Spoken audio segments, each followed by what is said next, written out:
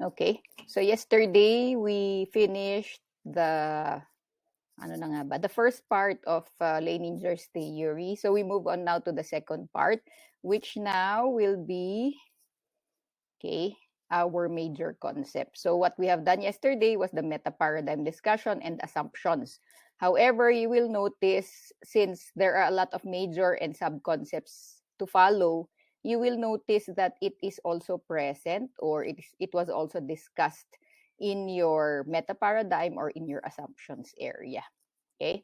So let's look into some of the major concepts first. Of course, one of the major concepts there is transcultural nursing.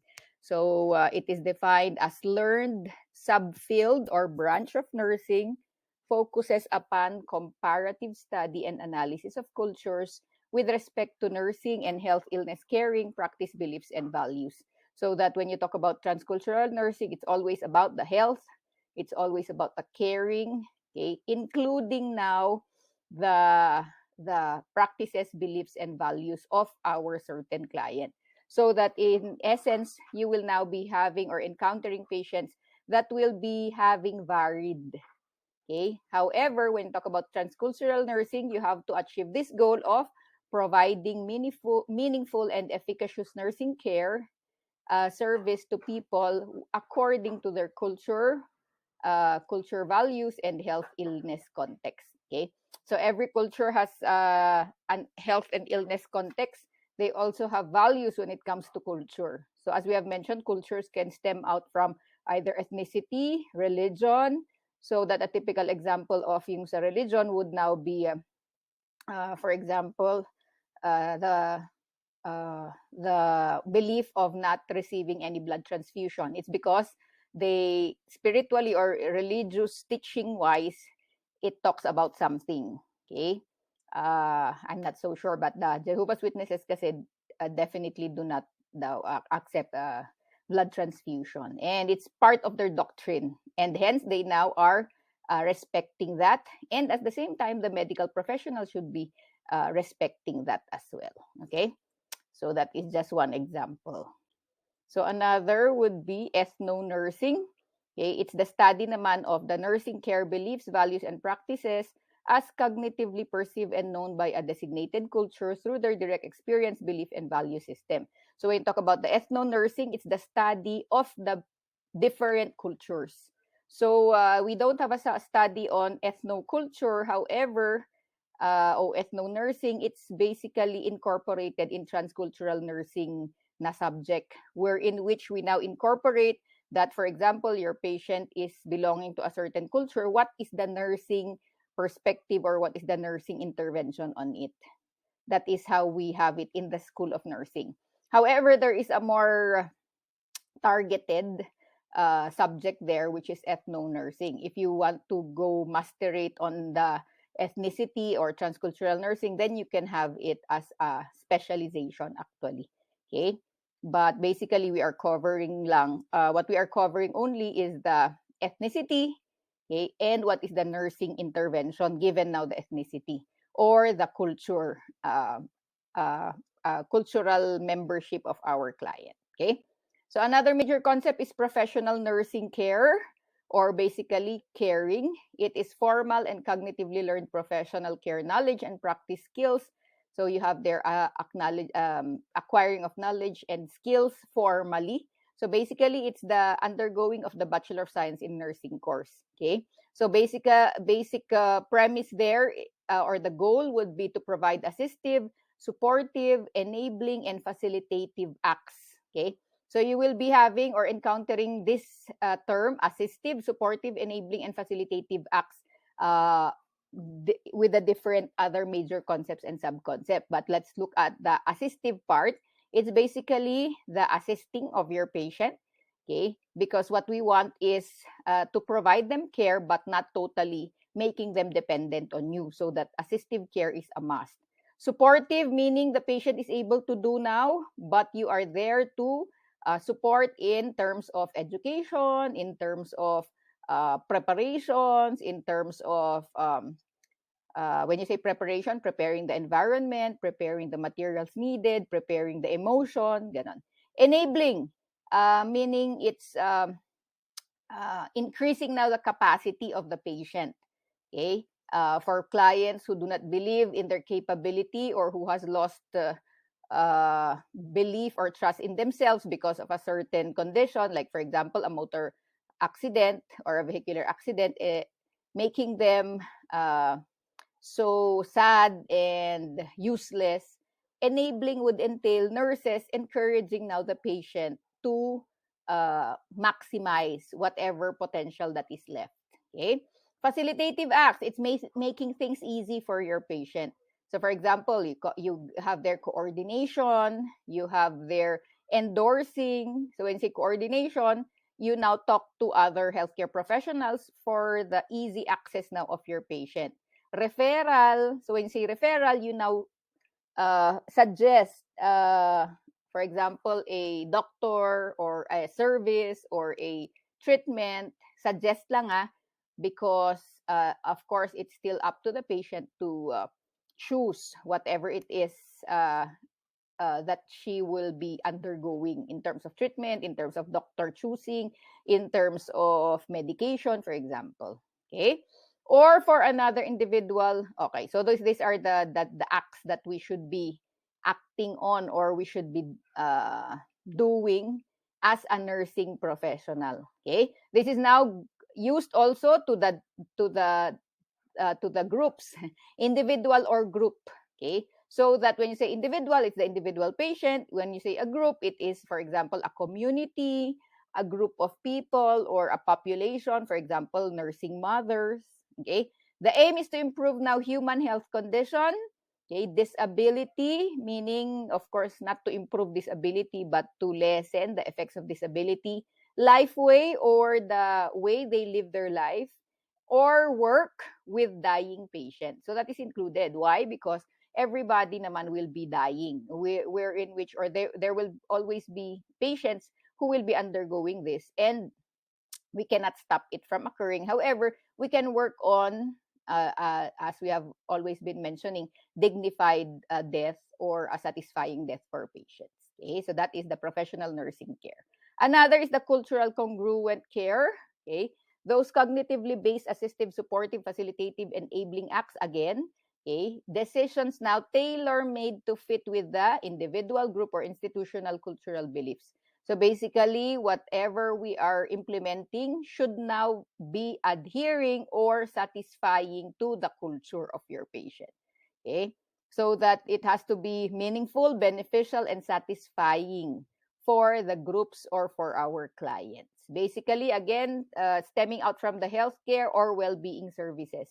When you say well-being services, the patients are not ill. The patient is able. However, we are wanting to enhance their well-being or their quality of life. Okay.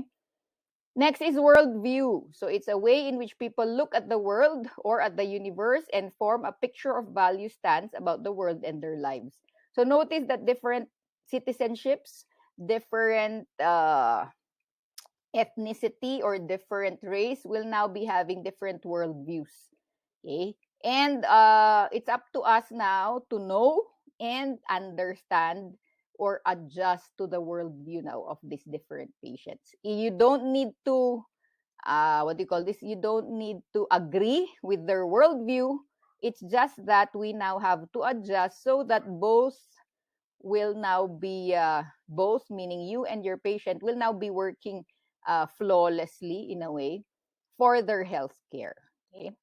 So another major concept is cultural and social structure dimension. So these are dynamic patterns and features of interrelated structural and organizational factors of a particular culture. So example of which would be religious, okay, religion, social groups, political or legal groups, economic groups, educational, technological, and cultural values, or ethno-historical factors. Okay. So how these factors may be interrelated and function to influence human behavior is different now or in different environmental contexts. So it's basically just understanding. Okay. So for example, a foreigner and then just traveling for tourism purposes gets a disease or gets to have an attack in a different country. So definitely it will now be a very difficult situation for such. And nurses now would be there to lessen now the burden of your client, so that you now have to study what group she belongs to, religion, political, kinship, education, and so on, and adjust now your what do you call this, your interventions to your patient. Okay, so when you talk about adjusting or uh, varying your interventions, it's just in the context of considering their cultural beliefs, likes. Okay, you don't need to turn 360 just for the sake of the patient, or as long as no principle is violated, then their cultural, in a way, congruency of our acts will now be fine. Okay. Environmental context is another major concept, the totality of an event, situation, or particular experience that gives meaning to human expressions, interpretations, and social interactions in particular physical, ecological, sociopolitical, and or cultural setting. So basically, it's everything.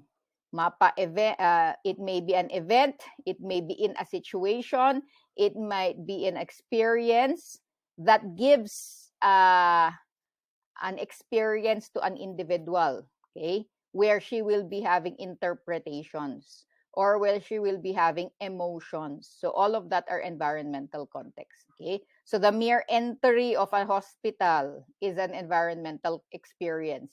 The mere meeting with a foreign nurse, foreign doctor is an environmental context there, okay?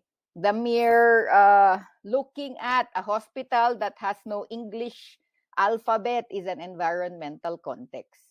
The mere fact that you are talking to nurses that aren't speaking in the same, what do you call that, twang, or what do you call that na? Twang, or basta how they speak in English, di ba? It now is it now gives you an environmental context, okay? So that it's up to us nurses, again, to make a patient, or to make the environment of the patient be less intimidating, be less stressful, okay? So another is, of course, culture. These are learned, shared, transmitted values, beliefs, norms, life ways of a particular group, guiding now their thinking, decisions, and actions in patterned ways. So that, as we have mentioned, the culture doesn't fall or is not concentrated, or is not what do you call this, limited to ethnicity. It now will be extending to any grouping that will now give you another way of thinking, another way of acting, another way of patterning your life. So, as we have mentioned, religion, ethnicity, of course, are the most obvious. Another would be your group. For example, your culture in the School of Nursing, your culture as a Luisian, your culture belonging to your block, your culture belonging to your block and group, di ba? Those are all different cultures. And depending now on the people acting in it, that is how patterns are built. That is how thinking, or the way of thinking or decision making or acting out, is built. Okay? So that when talk about culture, uh, depending now on your experience. So, for example, you liked the experience of belonging to a certain group, you get to have a stronger tie with that culture. On the other hand, if you don't like the style, if you don't like how they act, they think, they decide, they they um, they move their lives, then you tend to get out of that culture or shy away from that culture. Okay, so that is how culture now will be affecting an individual.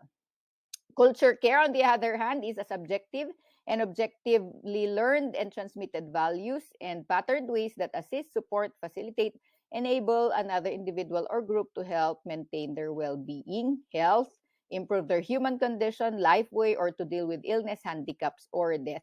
So when talk about subjective, it is something the patient experienced. Okay? It is something that they've uh, felt themselves, hence learning a certain part of their culture. Objective, on the other hand, is the way people teach them how to. So, for example, the elders in a certain culture will talk about, okay, this is how you should be dealing with your sicknesses. This is how you deal with your elder people. This is how we respect them. This is how we deal with them. Objective yon. When I talk about subjective, it is basically you experiencing the care or the teachings of a certain culture. So, culture, care, diversity, on the other hand, are variabilities. Take note that even in the Philippines, we have a variable or a very diverse culture, di ba? Language alone, we have, I don't know how many, but it's very, very varied in terms of in one country alone, okay? So we have a lot of languages to be adjusting to. At the same time, the differences in terms of the culture. Okay, so we have to look into the differences in their meanings, their patterns, their values, life ways, or symbols of care. Okay, so that making sure that it is again assistive, supportive, and enabling. Okay, so it's quite a challenge to be dealing with different cultures. However, there's no problem naman when it comes to, for example, Filipinos, regardless of their provincial ethnicity or culture, we now basically have a certain commonality. Okay, uh, hence it's easier comparing if we now will be dealing with other nationalities. So, for example, you're dealing with a Korean or an Englishman, or you're dealing with a person that doesn't know how to speak in English, and you have to take care of the patient. You have to teach the patient. You have to extract information from the patient. So that would be what do you call this? A more challenge, okay, for us as nurses. Another is culture, care, universality. As I have mentioned a while ago, if there are diversities, there are commonalities also. And this is what you call your culture, care, universality. So these are common, similar, or dominant, uniform care patterns, meanings, values, life ways, or symbols. They manifest among many cultures and reflect assistive, supportive, facilitative, and enabling ways to help people. Example of a typical culture, care, universality is care. Okay, caring in different languages, different citizenships, different species, even, di ba? There is a certain way or a certain commonality that, for example, a mother would be caring for their children. Okay, a mother will be caring, a mother dog will now be caring for her puppies, the cats to the kittens, and so on. So that is an example of universality. Protection, protecting now each other or protecting your loved one. What else? Love. These are culture, care, universality, which is common to all. However, the practice of it could be the one that will be diverse. Okay. For example, uh, uh, in the Philippines, for example, to show love, the parents now will spank, di ba?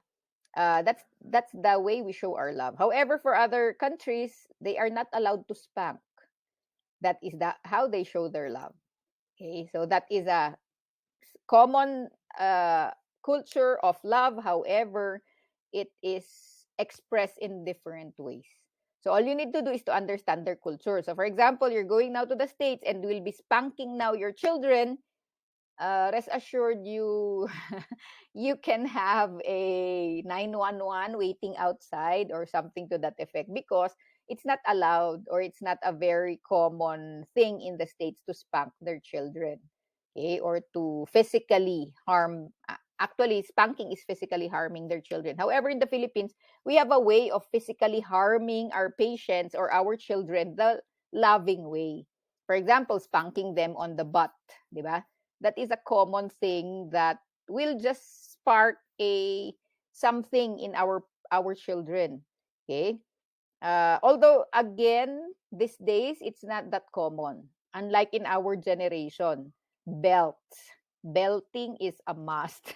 Hindi naman a must, but it's a common thing for parents to do during our times. Okay, now, spanking, and it's reasonably done and limited to a certain extent, but still, it's a culture care universality. Okay, so any questions so far? Are you overwhelmed with the different culture care major concepts already? However, if you will notice, you have met this also during our meta paradigm discussion yesterday, assumptions yesterday. So that it's just an expounding of what, or defining how these different concepts will be working, or will be worked on, or will be defined. So this is also how you can manage your own theories, by defining every word, every phrase, so that you now will be able to, just in case somebody will be reading your theory, they will be able to understand now what you mean. Okay? Because remember that theories are terms, phrases in the theories are could be operationally defined, so that it is here in the major concepts, the sub-concepts discussion, where your operational definition could occur or could be understood. Okay? So let's move on now to our sub-concepts.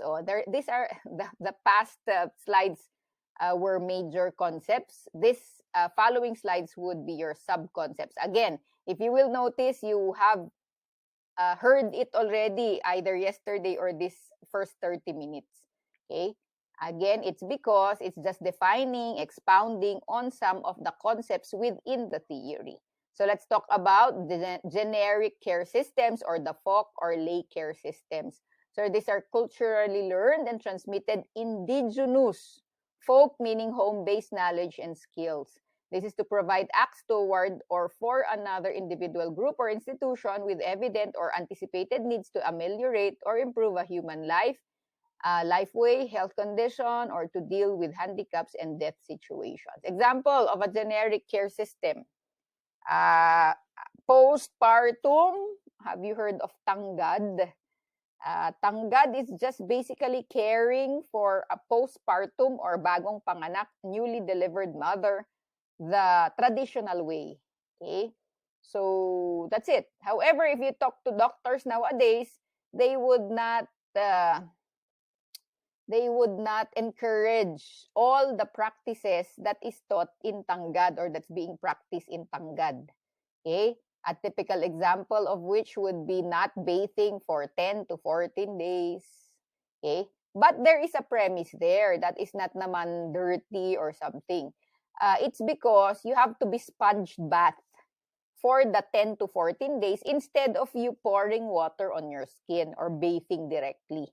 Okay? So that is the premise. If you only will be looking at no bathing, it really will be icky. But personally, I experienced that kasi in my first child. I did not bathe for 10 or 14 days, I think, for my first child. But I felt so refreshed for that 10 days. Why? Because I received a sponge bath every day. I was even cleaner because somebody was cleaning me, my entire body, which is very relaxing, because the mere sponging of your body will make you relax, will give you a certain massaged feeling. Okay? Comparing if you are to pour now water on your head and then bathe directly. So that all you need to do again is to study the culture. Do not directly tell your patient, no, don't do that, without even qualifying what is she talking about. Remember that all these folk or lay care systems came from older individuals. And older individuals have experiences of such.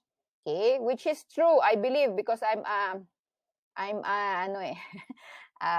complementary and alternative medicine believer.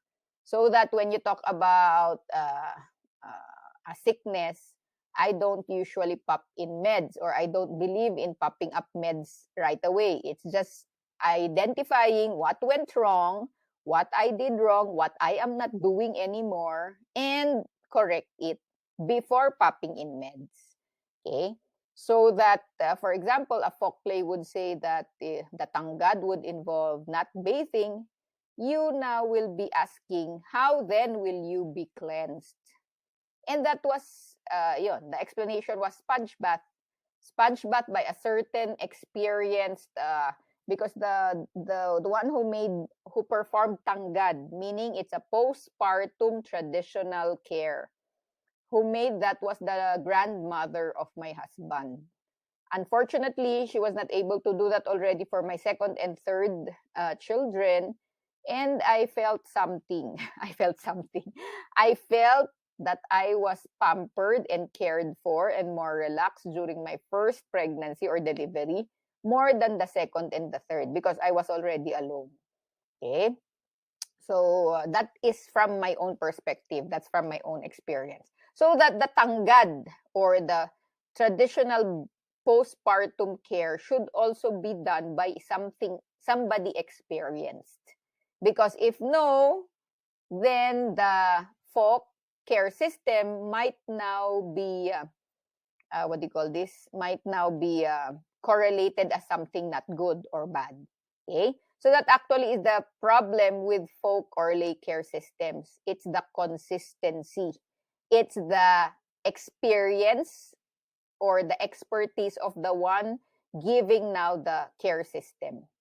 Okay? So if you're not trained, then there will now be problems. Remember, there is no school for folk or lay care systems. It's just merely experience. Unlike doctors, nurses, where we go now formally, okay? And that is what is endangering now the practice of folk or lay care systems, okay? The lay care systems would not just be involving the acts, it will also be involving the beliefs, okay? So this folk lay or generic care system is to provide acts toward or for another individual, as we have mentioned a while ago. So the same purpose, but in a different, it's not a Western medicine type. It's a traditional type. So again, expertise is a must, or what do you call this? Experience of the one giving the care is a must. Another subconcept is a term called emic. It's actually a knowledge gained from direct experience or directly from those who have experienced it. So basically, what I told you about the tanggad and the refreshing feeling of the 10 days I did not take a bath during my first delivery was emic in terms of my experience or knowledge. It is actually the generic or folk knowledge. So emic is what you call that. Okay. And we also have here, if we have our folk care system, we have our professional care system. It is now the formally taught, learned, and transmitted professional care, health, illness, wellness, and related knowledge and practice skills that prevail in professional institutions, usually with multidisciplinary personnel to serve consumers. Example, hospitals, where there are doctors, nurses, med techs, x-ray technicians, and everything. Okay, so that is it's called the professional care system because it has a formal way of acquiring now knowledge, like schooling, internship, books, what do you call that? Journals, researches on the care system. The problem with folklore is there's nothing bad with it. Don't get me wrong. However, as we have mentioned, there is no system, there is no formality, and hence, if the carer is not an expert or lacks now experience, then the patient may be compromised. Okay. Ethic, on the other hand, if we have an emic for generic knowledge or the folklore knowledge, ethic naman is the professional care knowledge. It is the knowledge which describes the professional perspective. Okay, so any view, any statement on the knowledge from a nursing point of view, a medical point of view, those are all ethic knowledge or ethic information. Ethnohistory, on the other hand, includes now facts, events, instances, experiences, and individuals, groups, cultures, and instructions that are primarily people-centered, which means ethno, and which is describe, explain, and interpret human life ways within particular cultural context over a short or long periods of time. Okay, so when we talk about ethnohistory, we always get the facts there from past experiences, either a short or a long period of time the patient or the culture has experienced it. Okay. Ethnohistory would now stem out, of course, from uh, generation to generation. It now will be shared or passed from the grandmother to the mother to the child, and then a child again once she gets married and gets their and have their own children would now be having a sharing also of the experiences. So it's not just the knowledge but also the instruction or the way how it should be done, or it has to be what do you call that, it has to be lived. Okay. So ethnocentrism, belief that one's own ways are best, most superior, or preferred ways to act, believe, or behave. So for example, the use of chopsticks by the Asians. Okay, every meal, although it's not predominant in the Philippines, but we are learning it already, versus using forks, spoons, and knives. So for example, the Chinese, Koreans, what else? Thai ba? No, Thais are spoon, forks, and knives. Okay, but anyway, uh, the use of chopsticks when you talk to a Filipino will be very hard to, for example, eat rice, noodles with it, and so on. However, talking now to a person expert in using chopsticks, like the Chinese, the Koreans, they would now have an easier time using chopsticks as their utensil more than using forks, spoons, and knives. Okay? So why that is ethnocentrism? Believing that our chopstick use is better than your spoon and fork use. Okay? So that how do you deal with ethnocentrism? So that the mere fact that you now force the superiority of your practice, that is the area where we could now acquire problems from. However, if you now are allowing, meaning you are accepting, okay, accepting the view of the culture or the person, then less likely could it lead now to a disagreement. Okay, but if you force it, no, you have to use chopsticks, or no, sorry, you have to use fork, spoons because you are in the Philippines, then there could now be a collision or a misunderstanding between uh, the the culture. Okay. Same is true with medications.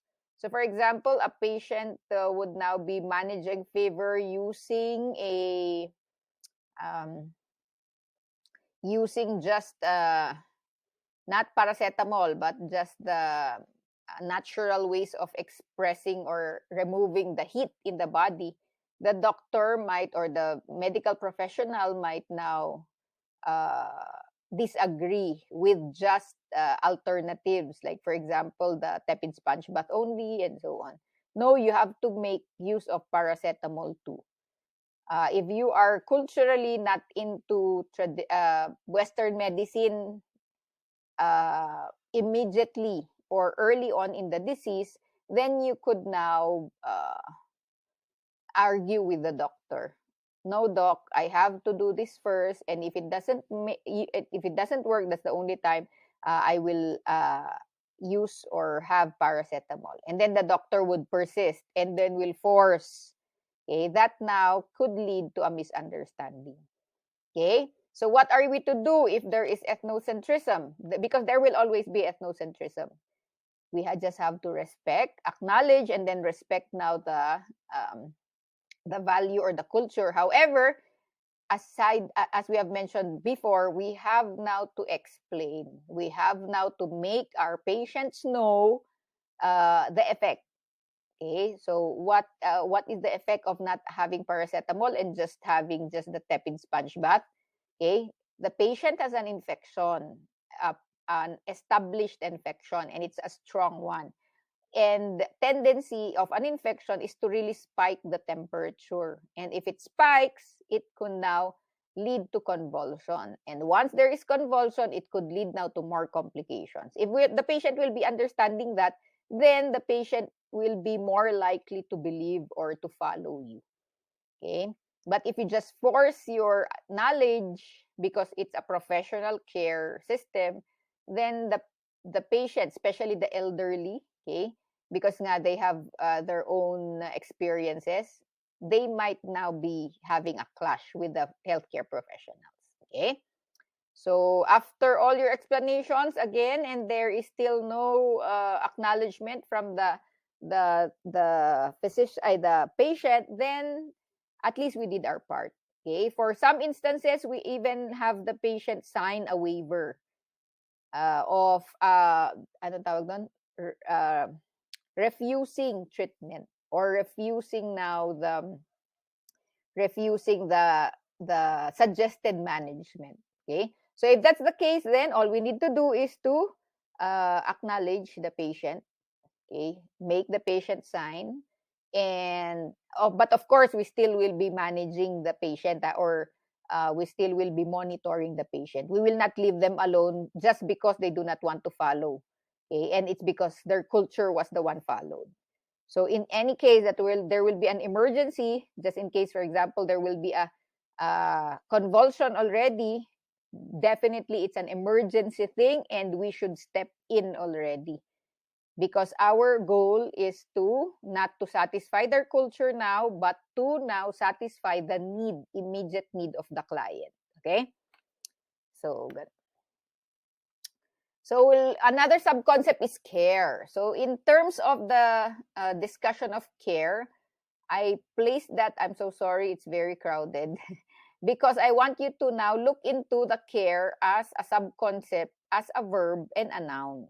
So when you talk about care as a noun, it's abstract and concrete phenomena related to assisting, supporting, enabling experiences or behaviors toward or for others with evident or anticipated needs to ameliorate or improve a human condition or life way. Abstract and concrete phenomena. It's something it's something for nurses who have developed care. It's something we naturally do. Okay, as term, uh, sorry, it's not what it's something that we now naturally mm, feel for our patient that is occurring. Okay? Verb, on the other hand, when we talk about care, are actions and activities directed toward the assisting of our patient. Okay, so it's basically discussed or defined two ways. So that if we talk about caring using only actions and activities, this may not be enough, because it should be, when you talk about it as a noun, abstract, concrete phenomena, meaning it has more of a heart component. Verb, it's more of the skills component. Okay, so that it's better if you now combine the two. Okay, and will be now serving or delivering care more effectively than just the verb way or the verb under definition of care. Okay. Next will be culture shock. So it's not a new thing for you. Probably you already have that as a, diba? We know something about culture shock. It may result when an outsider attempts to comprehend or adapt effectively to a different cultural group. Feelings of discomfort, helplessness, and some degree of disorientation because of the differences in cultural values, beliefs, and practices, and may lead to anger and can be reduced by seeking knowledge of the culture before encountering it. Example, the food culture shock. I'll have some roasted rat and chicken feet, please. So for somebody who is into exotic dining, it's okay. Roasted rat. Oh, chicken feet, okay pa ako eh. I can still tolerate chicken feet. However, roasted rat, I can't. So, but however, for exotic diners, as I have mentioned, it's fine for them. and you really will be just widening your eyes and gasp for the idea or on the idea. Okay? So for example, also the eating of the balot of Filipinos, if you suggest it or you show it to a foreigner, they will just they feel so icky when they see us eating balot. Okay? What else?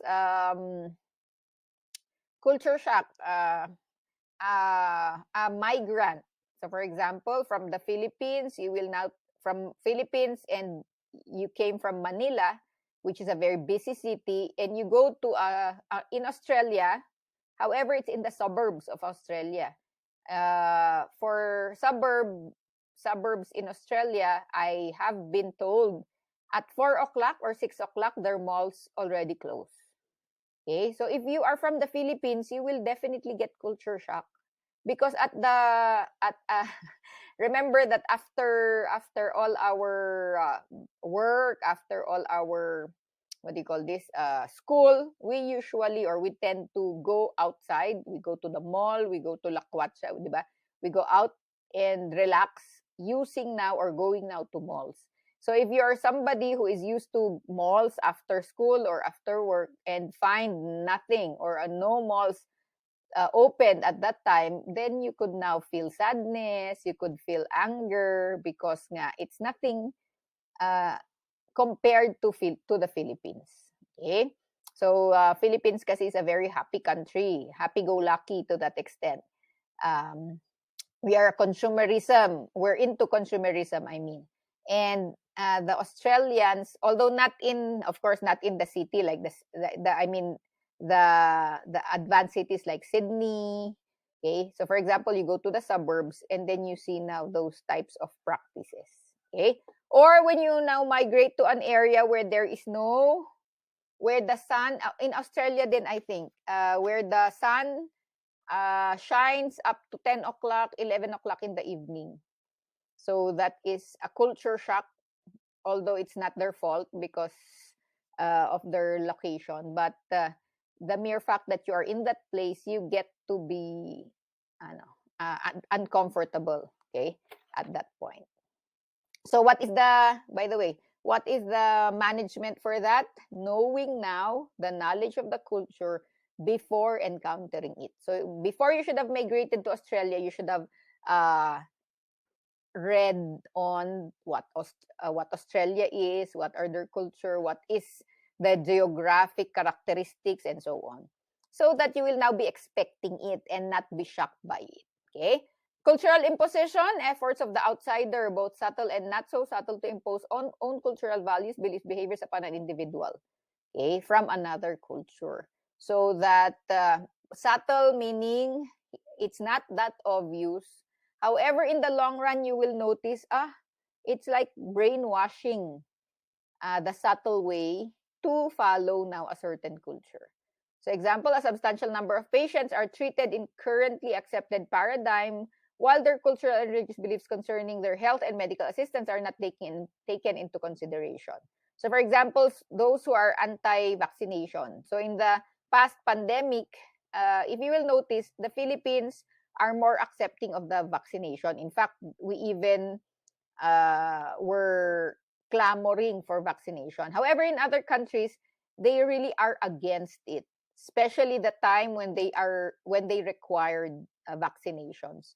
So a lot of countries or a lot of citizens from a citizenship or from a country that is not used to vaccination really protested.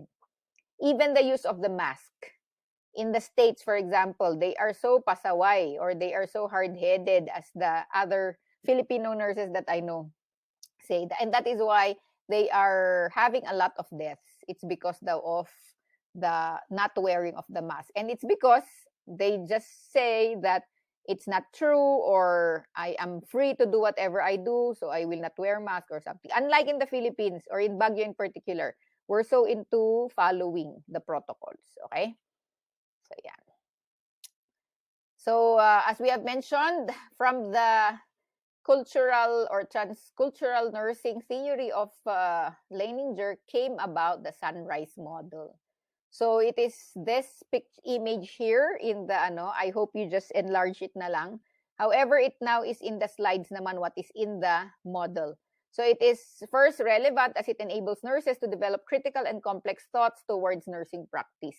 So we have to consider there and integrate cultural and social structure dimensions in each specific context besides the biological, psychological aspects involved in nursing care. So the conventional way or the Western way is to biological, psychological consideration. But in the Sunrise model, we have to include now the culture and social structural dimension of an individual. Okay, so that is the main premise of the transcultural model. So the model would now view nursing acting as a bridge between generic and professional care. So when you say generic and professional, the two needs to meet. Okay, the cultural practice and the professional or the ang tawag doon, professional practice needs to meet. Nurses use the three cultural care modes of nursing care decisions and actions in practice, which are your cultural care preservation, cultural care accommodation, and cultural care repatterning. So we have discussed this already from the previous slide, although there are 3 slides left then for this further discussion or explanation. So if you will see in the model, the 3 culture care modes are within the Sunrise model. Okay. So it starts with a worldview flowing into knowledge about individuals, families, groups, communities, and institutions in diverse healthcare systems. So this knowledge now provides culturally specific meaning. So that is where you will see now their culture and what it means to the patient. Also the expressions in relation now to care and health. So the next focus of the model is the generic or folk system, professional care system, and the nursing care. So these are the 3 circles here, the teal, the pink, and the green circles, which now is a focus of the, after understanding now the culture, would now lead to the different types of care. Okay, so this now includes characteristics and specific care features of each of the system.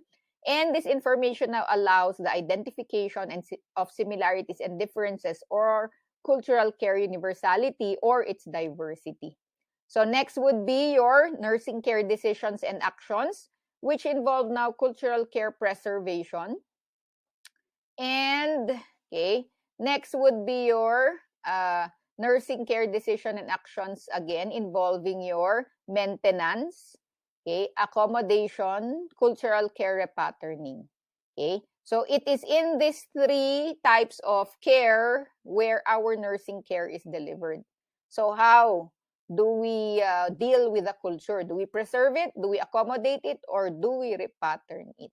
Okay, so what is important is that culturally congruent care for health, well-being, or dying is the one that will be attempted or the one to be aimed on or aimed for. Okay, so that is your Sunrise model. So let's further discuss the 3 modes of nursing care decisions.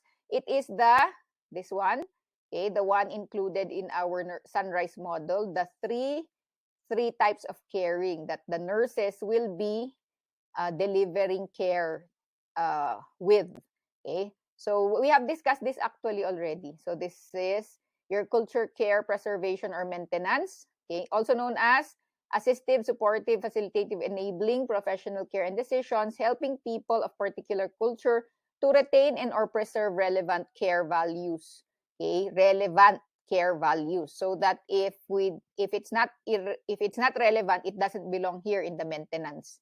Okay, so that they can maintain their health, well-being, and so forth. Okay, so example, facilitating an elderly access to grocery shopping so that the elderly can continue to prepare healthy meals. So that is a tradition of the respect for the older individuals. Okay, so let's maintain that. Do not discard that, please, kasi of course, the older individuals will now need our help. Okay, repatterning or restructuring includes assistive, supportive, facilitative, enabling, again, where we now help clients reordering, change, or greatly modifying their culture. So we see that there are some cultural practices that are not adept or not congruent anymore with the society or with the time. Then we now have to modify the ways. Okay, make sure that the difference will be beneficial to the health of your patient. Okay, so Mrs. Mudanza, 54, is hypertensive, has high cholesterol. Favorite food is fried chicken coated in salty butter. So the repatterning will occur if now we tell our patient to still have fried chicken, but with no longer, first, we remove the coating. Okay, and then next, we remove the skin. That is how repatterning could occur. Okay, so still providing the favorite food, but with a variation or a change already. Okay, so we also have here, what is the third that we did not have? Accommodation or negotiation. So when you talk about when you say repatterning or restructuring, you will have a change. When you say accommodation, we talk about adjusting to the pattern or to the culture. So it's basically a shared win-win situation between the patient and the nurse. So a typical example of which would be, for example, taking a bath. In our culture, we don't take a bath actually when we're sick. And then the nurse would say, you need to take a bath because your condition needs bathing daily. For example, the condition is of a skin infection. Okay? She doesn't want to take a bath. The nurse would want the patient to take a bath. So what can happen is that the principle is cleaning the skin so that you now can suggest or come up with an intervention that will now tackle the cleansing of the skin, and at the same time, not in the effect or not in the context that the patient is bathing. So sponge bath will now be an option. Just like our example a while ago, not bathing, but at the same time cleansing the area. So that is accommodation or negotiation. Okay, so that is the type, the three modes of nursing care that we can now achieve given now the different cultures that our patients may be having. Okay, so are there any questions? So that's all for today. Are there any questions po? I hope you understood what transcultural nursing is all about. So that is according to Leininger, and I hope even in your own classrooms, you now consider the cultures of your classmates so that you can live peacefully. Okay? Yeah. So if there are no questions, then thank you for listening. I will see you again tomorrow for another theorist naman. Thank you.